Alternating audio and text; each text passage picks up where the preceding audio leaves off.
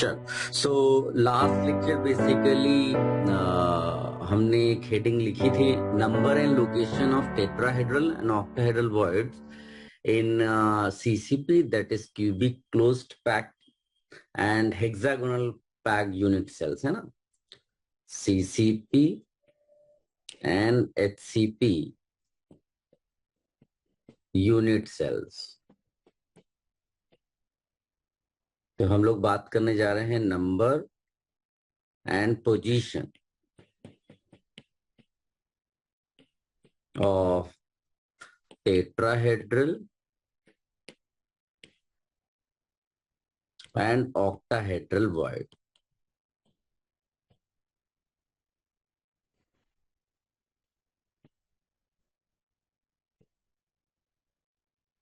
ठीक है, तो इसमें सबसे पहले समझ लेते हैं कि जैसे देखो, three atoms if you place like this ना,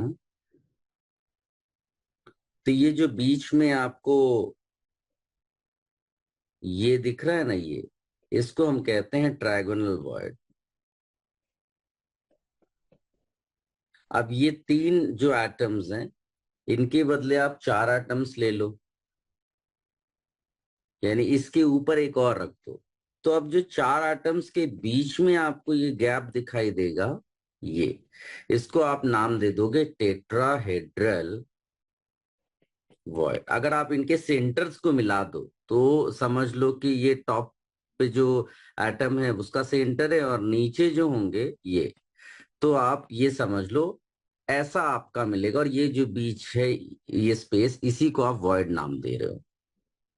ये डिस्टेंसेस सेम होंगी क्योंकि ये सेंटर टू सेंटर डिस्टेंस है ना, ये सब सेम है। तो ये समझ लो टेट्राहेड्रल का डिजाइन हो गया। ऑक्टाहेड्रल के लिए अगर मैं बोलूं, तो ऑक्टाहेड्रल के लिए आप समझ लो कि लाइक आपने ये और एक नीचे आप समझ लो रखा हुआ है, तो इट इज लाइक कि ये आपने आप चार ऐसे ज्वाइन करते हैं सेंटर्स को, और एक ऊपर रखा हुआ है, इनको ज्वाइन कर दो। ये कुछ इस तरह से आप समझ लो, ठीक है ना। और एक्चुअली में जब आप उसमें एटॉमिक लेवल पे देखेंगे, तो ये आप समझ लो कि आपने तीन एटम्स ये रखे और फिर ये तीन एटम्स रखे। ये जो बीच का गैप है, ये इसको आप बोलते हैं ऑक्टाहेड्रल वॉइड। ठीक है। अब इसमें आप एक चीज ऑब्जर्व करोगे कि कोई भी एक एटम, जैसे आप ये पिक करते हो, ये तो ये एटम को कितने एटम्स टच कर रहे हैं, तो इस एटम को चार एटम्स टच कर रहे हैं और एक एटम इसको टच नहीं कर रहा है, राइट।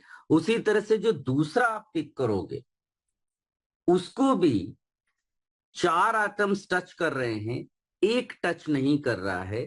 तो जो चार एटम्स दोनों में कॉमन है वो समझ लो कि ये हैं, ये, ठीक है। इनको अगर आप ज्वाइन करोगे तो आपको स्क्वायर मिल जाएगा, और फिर इनको टच करता हुआ जो पहला एटम है, उससे आप अगर ज्वाइन करेंगे इनको, तो ये स्क्वायर पिरामिड नजर आएगा। और फिर दूसरे वाले को भी इसी तरह से इन चारों से ज्वाइन कर देंगे, स्क्वायर बाई पिरामिड नजर आएगा, और यही स्पेस कहलाता है ऑक्टाहेड्रल वॉइड।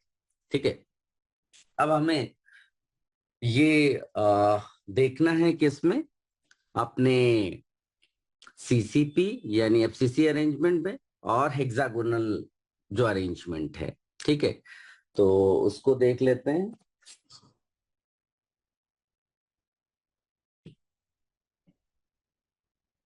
देखो, जैसे सबसे पहले तो एक क्यूब बना लो आप,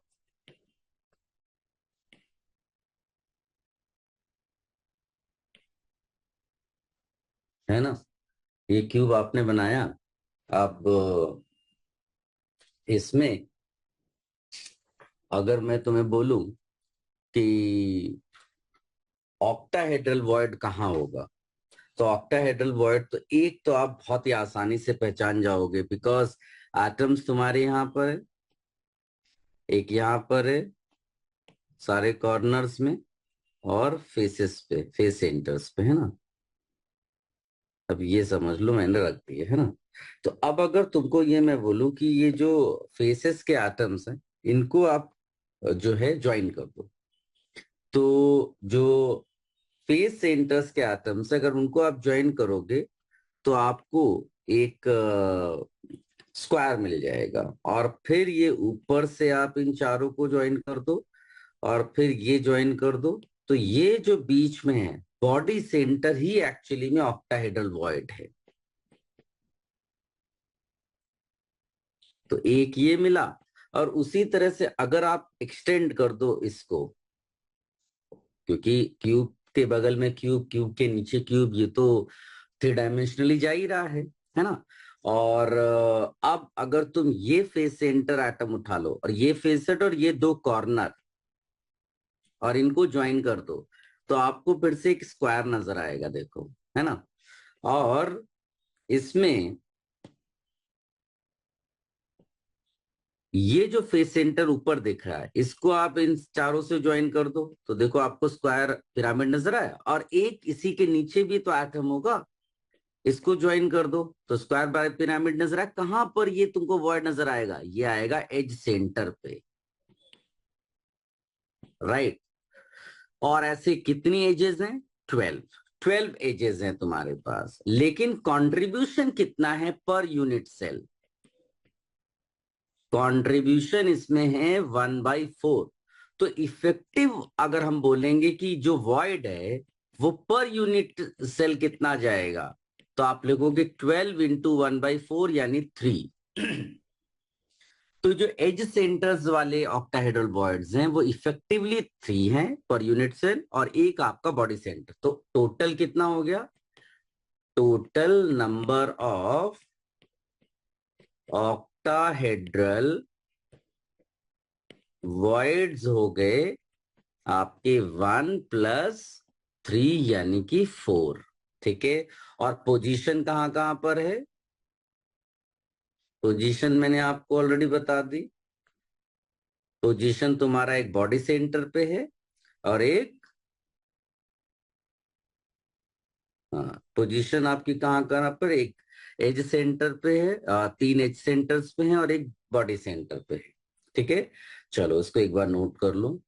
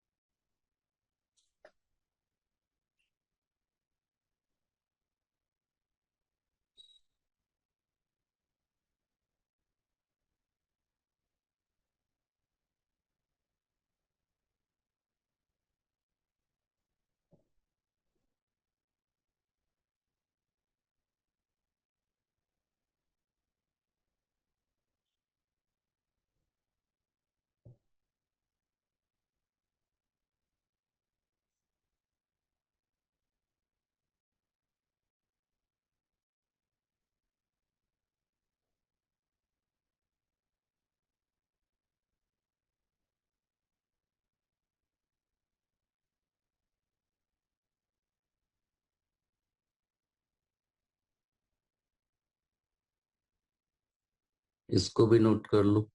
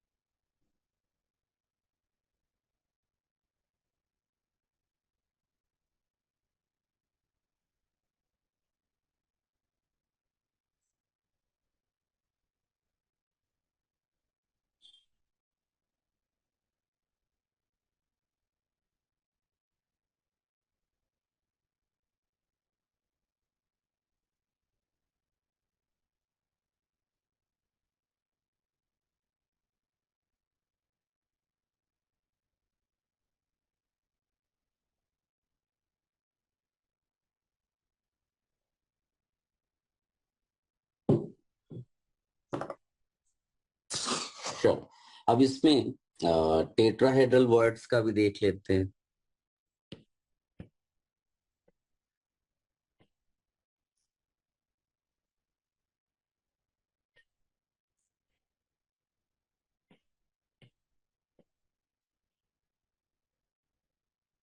देखो, again corner atoms are there, face centre atoms are there, ठीक है। और अब टेट्राहेड्रल वॉइड्स के लिए हम लोग क्या कर सकते हैं कि एक तो आप ऐसा सोचो कि जैसे मान लीजिए कि मैं एक काम करता हूं, इस क्यूब को फर्दर अगर हम इसको डिवाइड करें, 1 मिनट, इसको हम लोग अगर डिवाइड करें, लेटस से आप इधर से ऐसे ब्रेक कर दो, ये इसी तरह से ये लेके यहाँ लाए, है ना, ये लेकर आए, ठीक है, ये लाए। अब इस तरह से करते हुए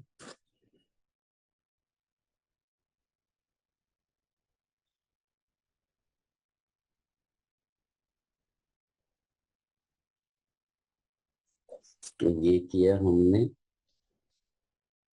ये किया, ये किया, इसको भी नीचे लेकर आए, इसको ज्वाइन किया, ठीक है। अब इसमें अगर तुम देखोगे तो मैं इसमें एटम्स को अगर पिक करूं तो एक, जो जैसे एक कॉर्नर, इस कॉर्नर से ज्वाइन करते हुए जो जो फेसेस है उनके फेस सेंटर के एटम्स को कनेक्ट कर दो। तो कौन कौन से ऐसे एटम्स हैं जो इस कॉर्नर के से जाते हुए फेसेस वाले हैं? एक तो ये हो गया, है ना, एक ये हो गया, ठीक है, एक ये हो गया। अगर आप इनको ज्वाइन कर दें तो एक ट्रायंगल मिला, और ये तुम्हारा इस तीनों को ज्वाइन कर दो, तो यहां पर जो स्पेस है, ठीक है, ये जो स्पेस है यही है tetrahedral void. Tetrahedral, tetrahedral void, है ना। अब ऐसे 8 कॉर्नर्स हैं, 8 कॉर्नर्स आते हैं, जस्ट बिलो द कॉर्नर्स तुम्हारे टेट्राहेड्रल वर्ड्स है, तो नंबर ऑफ टेट्राहेड्रल वर्ड्स तो बड़ी आसानी से आप लिख दोगे। नंबर ऑफ टेट्राहेड्रल वर्ड्स कितने हो गए? 8, ठीक है। और आपने जो है, जो ये बड़ा क्यूब था, इसको आपने छोटे छोटे क्यूब्स में कन्वर्ट कर दिया, और जो यहाँ पर जो हमने स्मॉलेस्ट क्यूब लिया हुआ है उसके एक्चुअली सेंटर पे, body centre of that small cube, वहां पर आप बोल सकते हो कि yes there is tetrahedral rod. तो अगर आप पूरा ये जो लेंथ है, ये होता है ए रूट 3, है ना, A√3। अब इसको 4 पार्ट्स में आप डिवाइड कर रहे हो, तो तुम्हारा जो कॉर्नर से डिस्टेंस हो जाएगा, distance of tetrahedral void from corner, तो ये कितना हो जाएगा? A√3/4, ठीक है, इसको नोट कर लो। तो नंबर तुम्हारे 8 हो गए सीसीपी, यानी एफसीसी में टेट्राहेड्रल वर्ड्स का, टेट्राहेड्रल वर्ड्स, और डिस्टेंस कितना क्या हो गया कॉर्नर से? A√3/4, ए तुम्हारी एज लेंथ हो गई।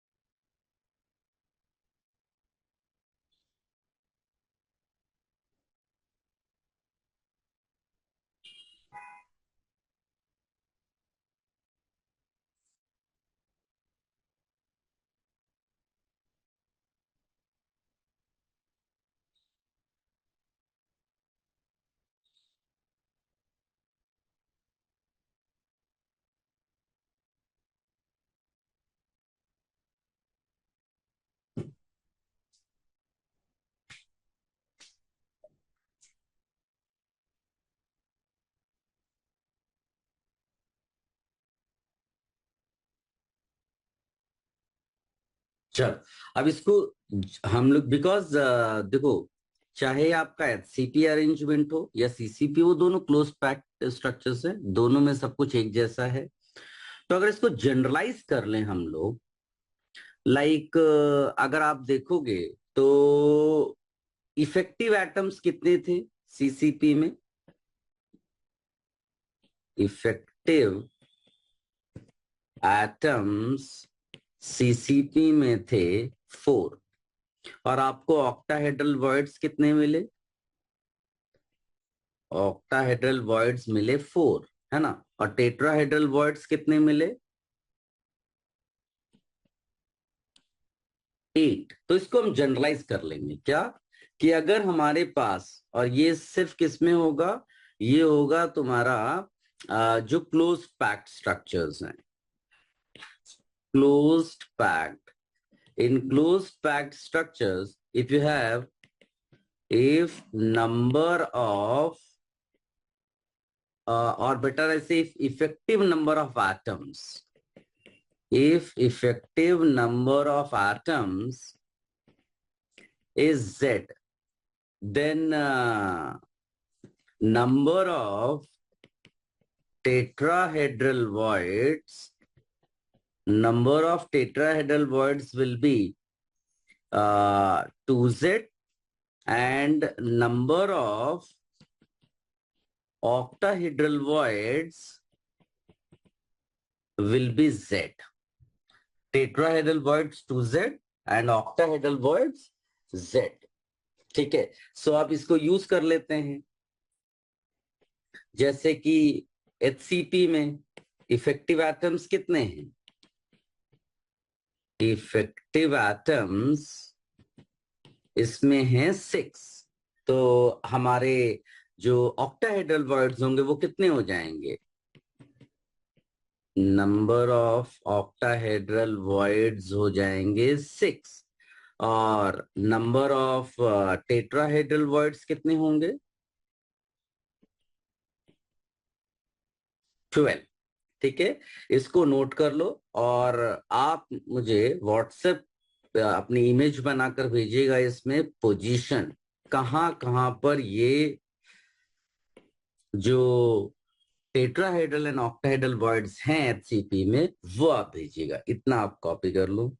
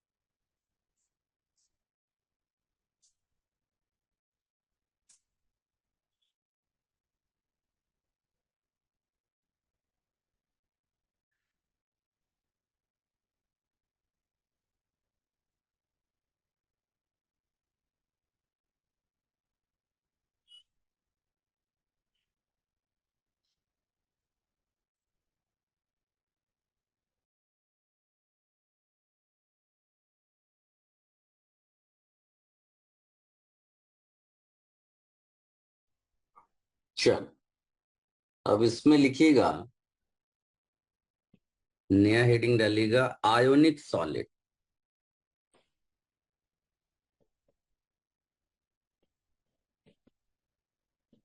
आयोनिक सॉलिड्स, और इसमें ब्रैकेट में लिख देना, concept of limiting radius ratio. Concept of limiting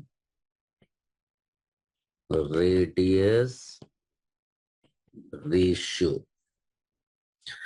तो अब लिमिटिंग रेडियस रेशियो, ये क्या है रेडियस रेशियो और ये क्या करता है?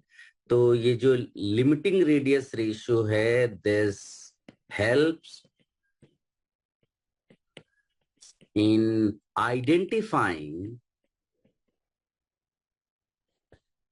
identifying the stable form of ionic compounds। ठीक है, सो आयनिक कंपाउंड्स में हम बाद में जाएंगे, पहले हम इसका डिस्कशन कर लेते हैं। केस वन इसमें लिखेगा, केस वन में लिखिएगा ट्राइगोनल वॉइड। अब देखो इसमें क्या है कि आप 3 एनायंस लो, और 3 एनायंस को आप कैसे रख सकते हो? तो आप 3 एनायंस को ऐसे रख दिया, कैसे भी रख दिया है ना, बीच में कैटायन डाल दिया। अब लिमिटिंग का मतलब होता है कि आप 3 कैटायंस को कितना, 3 एनायंस को कितना क्लोज ला सकते हो। So I can bring these 3 anions like this.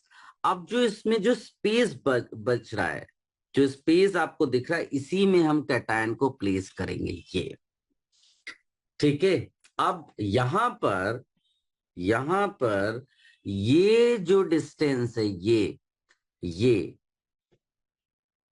ये तो आपने एनायंस को ज्वाइन कर दिया है ना, ये आपने एनायंस को ऐसे ज्वाइन कर दिया, बीच में जो कैटायन है ये ऐसा, तो ये डिस्टेंस है तुम्हारा R plus plus R minus. और अगर मैं यहां से परपेंडिकुलर ड्रॉप कर दूं ये, तो ये जो है यहां से लेके यहां तक की ये R माइनस है, ये R माइनस है, राइट। और एंगल कितना होगा? एंगल कितना होगा? एंगल होगा 30 डिग्री। बिकॉज जब आप एनायंस के सेंटर को ज्वाइन कर रहे थे तो ये एंगल 60 डिग्री है, उसका आधा ही तो किया आपने, तो ये 30 हो गया। तो आपके पास ये आ गया, ये है R माइनस, ये है R plus plus R minus, और ये 30 डिग्री है, राइट। तो आप इसमें क्या लगा दोगे? cos 30 is equal to R minus upon R plus plus R minus. ठीक है। अब एक काम करते हैं, ये हो गया तुम्हारा cos 30 इज √3/2, है ना, that is R plus plus sorry R minus upon R plus plus R minus. इसको पलट देते हैं, तो इससे फायदा क्या होगा कि आपको एक R plus upon R minus मिल जाएगा और +1 होगा, and that will be 2/√3, right. तो ये हो जाएगा R plus upon R minus is equal to 2/√3 - 1। इसको निकाल लेते हैं, तो ये 2/√3 ये आएगा 1.155, और -1 कर रहे हो तो ये हो जाएगा 0.155। तो ये आया, इसी को कहते हैं लिमिटिंग रेडियस रेशियो। ये वो रेडियस रेशियो है जब एनायंस टच कर रहे हैं, राइट। आप इसकी क्या इंपॉर्टेंस है? इसकी इंपॉर्टेंस ये है कि अगर आपने इससे ज्यादा नजदीक लाने की कोशिश की, या कैटायन इससे छोटा आपने डालने की कोशिश की, तो डिफॉर्मेशन हो जाएगा, ट्रायगोनल वॉइड वहां पर नहीं आएगा। ठीक है। सो एक ये केस हो गया, केस वन, इसको नोट कर लो।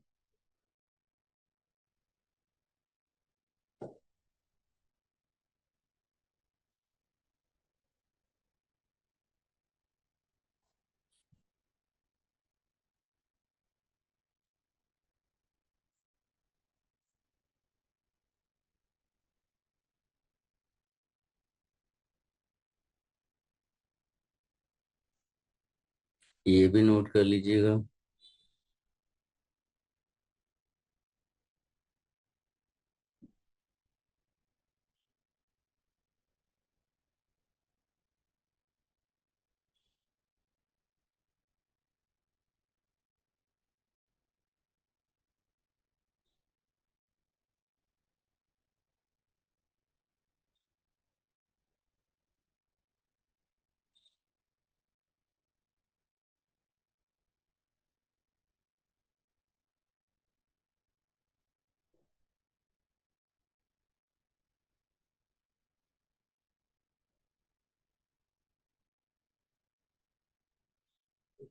चल, अब इसी तरह से केस 2 लेते हैं।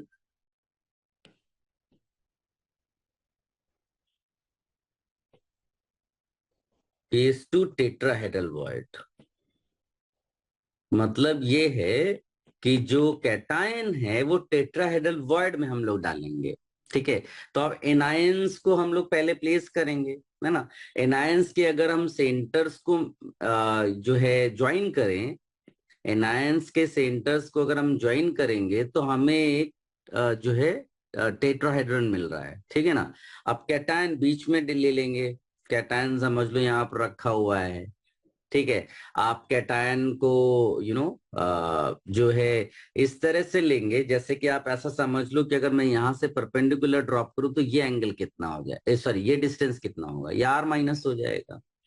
राइट, अगर मैं इस तरह से ये अगर सारे कॉर्नर्स को मिला दूं तो ये एंगल कितना होता है, ये एंगल होता है 109 डिग्री 28 मिनट्स। 109 डिग्री 28 मिनट्स, और तुमने उसका आधा कर दिया है, तो ये तुम्हारा हो गया है हाफ एंगल, तुम्हारा हो गया है हाफ एंगल तुम्हारा हो गया है 54 डिग्री 44 मिनट्स, है ना।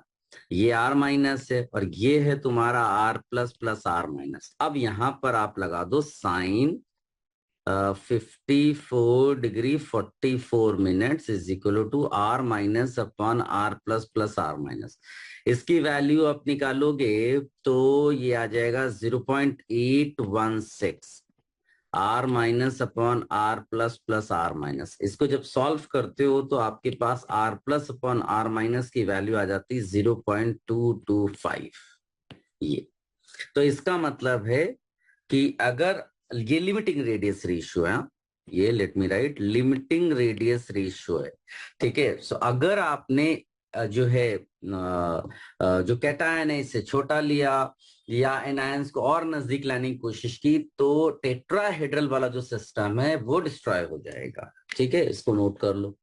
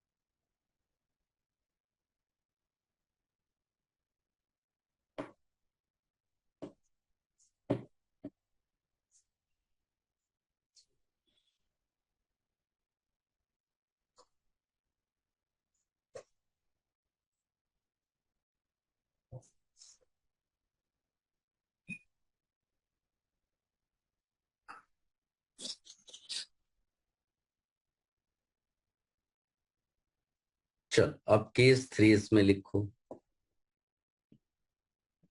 केस 3 में एक्चुअली दो दो केसेस एक साथ कवर करेंगे हम लोग। ये आप स्क्वायर स्क्वायर प्लेनर भी बोल सकते हो अगर 2 डायमेंशनल बात करोगे, और ऑक्टाहेड्रल भी बोल सकते हो अगर 3 डायमेंशनल बात करोगे। तो इसमें होना क्या है, जैसे कि आपके ये एटम्स हैं, है ना, यही तो सिस्टम है, इसके नीचे रखा हुआ है।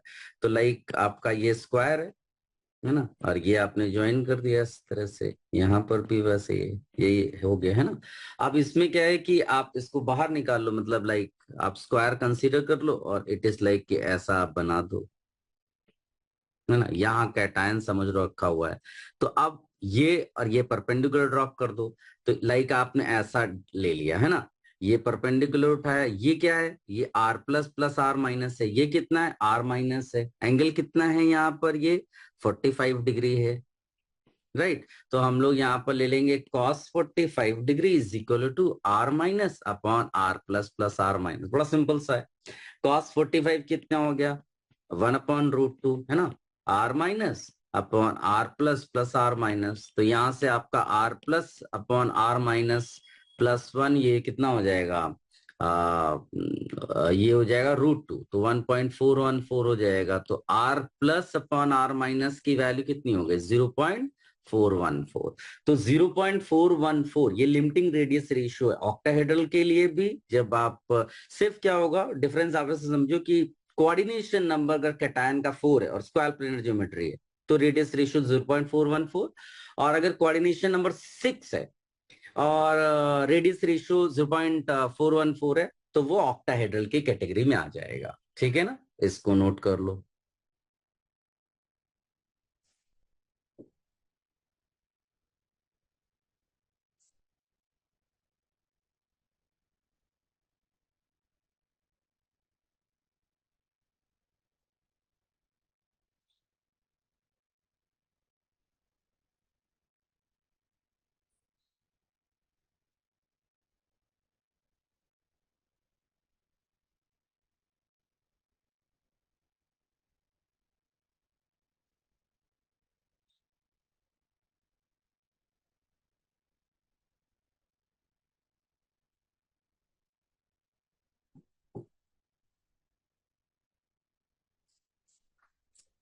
चल इसमें आप ये लास्ट केस एक और है, body centred void. Body centred void. अब इसमें क्या करना है भाई, आप समझ लो कि आपने एक ऐसा सिस्टम तैयार किया, क्यूब है जिसमें कॉर्नर्स पे सिर्फ एटम है और बॉडी सेंटर पे आपने कैटायन रखा है, कॉर्नर्स पे एनायन है ना। समझ लो सिंपल क्यूबिक अरेंजमेंट है और उस पे बॉडी सेंटर पे आपने जो वॉइड क्रिएट हुआ उस पे आपने रख दिया कैटायन को। तो इस ये तो बहुत ही सिंपल हो गया। आप अगर इनको ज्वाइन कर दोगे तो सीधे 2r plus plus 2r minus की वैल्यू a√3 हो जाएगी, है ना। और 2r minus is equal to a, because आप मानकर चल रहे हो कि ये टच भी कर रहे हैं।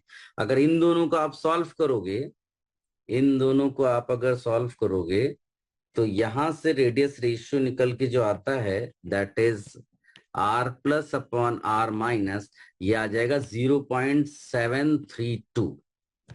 0.732 इसको नोट कर लो। फिर मैं एक टेबल फॉर्मेट में आपको दे देता हूं, रेडियस रेशियो, कोऑर्डिनेशन नंबर और वॉइड जिसमें कैटायन को आप प्लेस करोगे। ठीक है।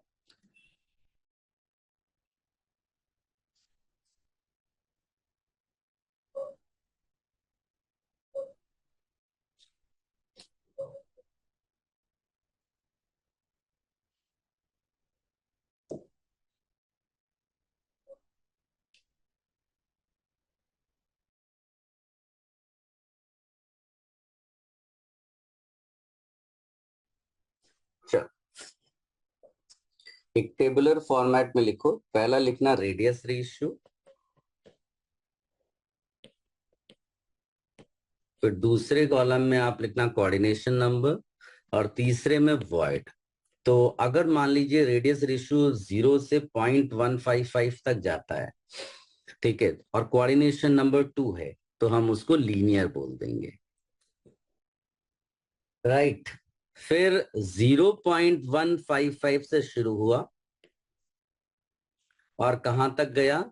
0.225, कोऑर्डिनेशन नंबर 3, इसको हम लोग ट्रायगोनल वॉइड बोल देंगे।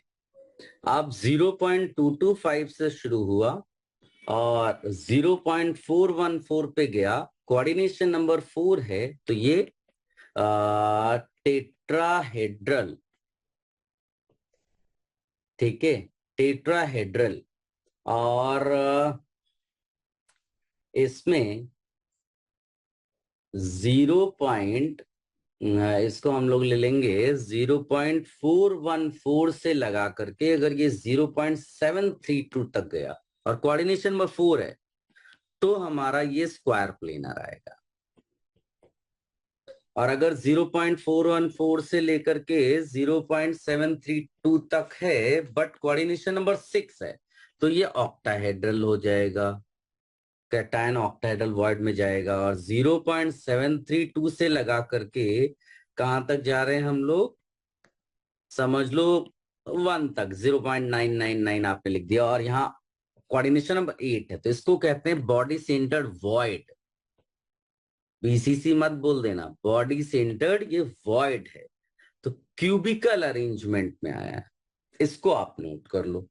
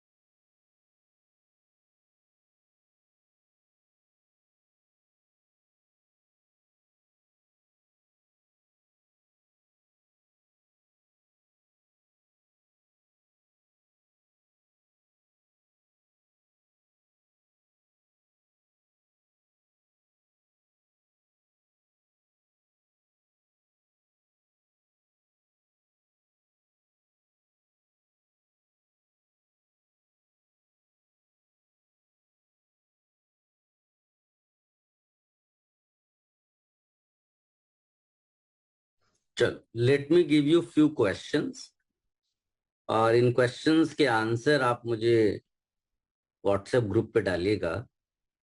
A compound is made up of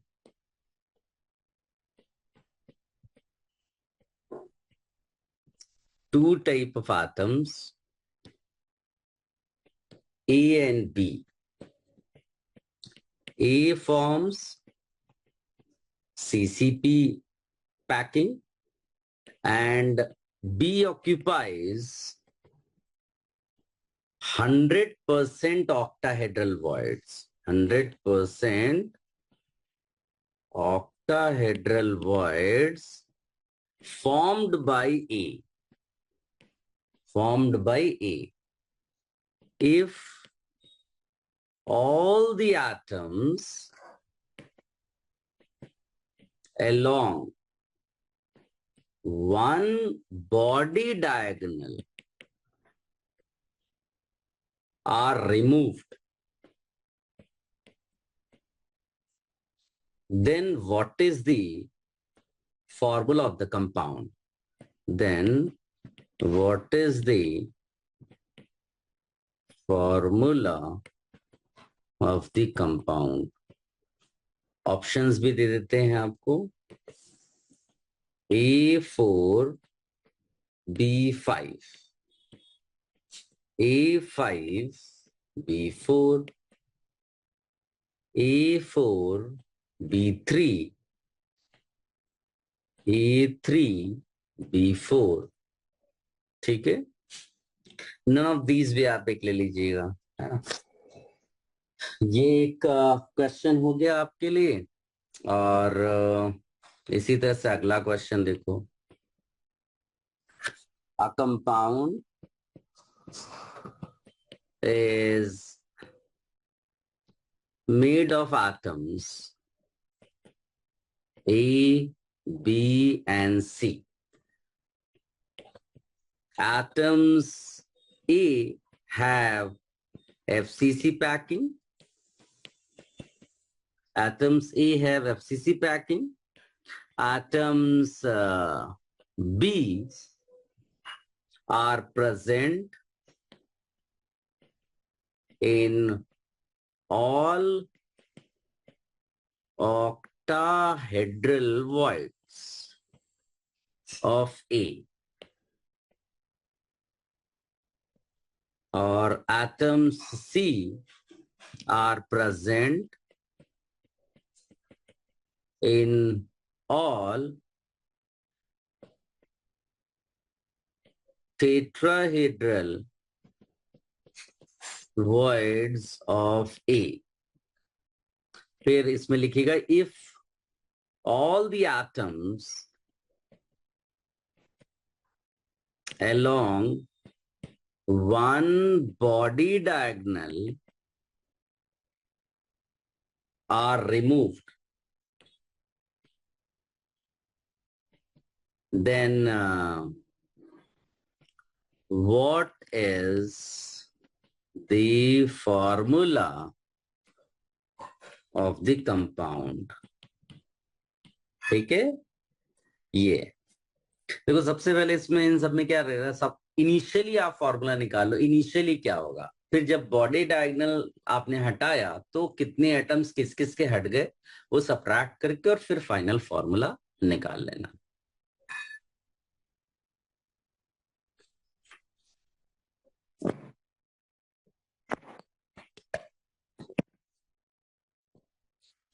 चलो एक और क्वेश्चन देते हैं इसमें।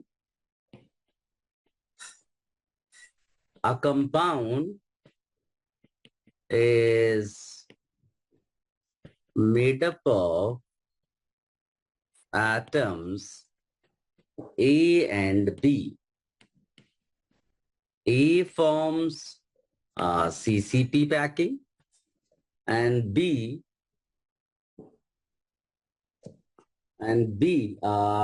occupies all octahedral voids. If all atoms of a diagonal plane, अब ध्यान देना, diagonal plane are removed, then what is the formula of the compound?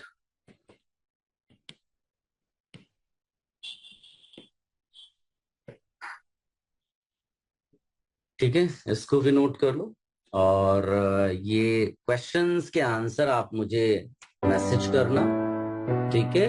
I hope ये क्वेश्चंस के आंसर्स आप निकाल लोगे और एचसीपी के केस में आप पोजीशंस मेरे को भेजिएगा, ठीक है। चलो अभी आप रेस्ट करो।